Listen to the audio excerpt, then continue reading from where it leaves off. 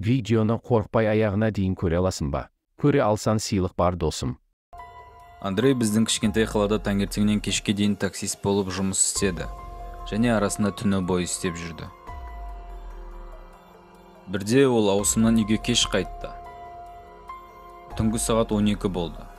Кенеттен ол үстіне пальто киген жіңішке ұзын адамды көрді. Егер оның баратын жолы бір болса алып кетем деп шешті. Андрей оған қандайда бір көмегім қажет пе деп сұрады.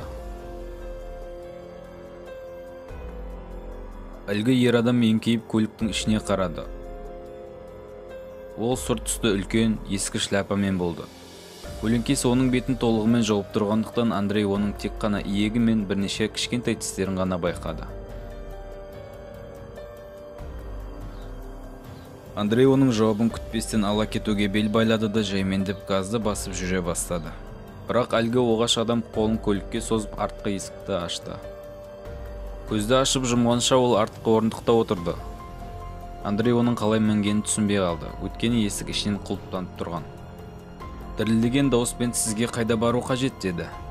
Жолаушы алға қарай саусағымен ымдаған соң олар жөнелді. Андрей жүріп келе жатып оған не керек және нақты қай жерге бару қажет екенін білмеді. Андрей біресе жолға біресе айнаға қарап отырды. Айнадан сол жолаушыны көрді. Ол үнсіз және біртүрлі жымиып отырды. Біраз уақыттан кейін Андрей ұмытып кетті де бірнеше минут жолға қарап отырды.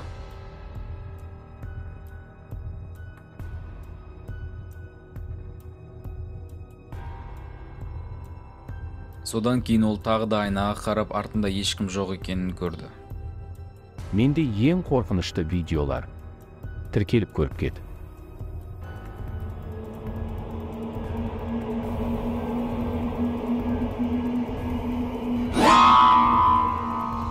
Ол салқын термен оянды. Сөйтсе Андрей соңғы заказдан соң бір шынаяқ ыстық шайдан кейін аялдаманың жанында ұйықтап қалыпты. Басы ауырып қатты шаршап тұр екен. Өте кеш болғандықтан үйге бару керек болды. Ол машинаны от алдырып жүріп кетті.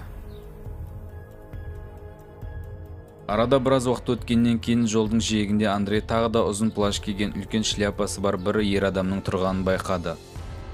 Бұл әлгі біртүрлі қорқынышты адам еді. Андрей газды басып ешқандай жағдайда тоқтамауға шешім қабылдады. Түсіндегі оқиғаны тексеріп көргісі келмеді.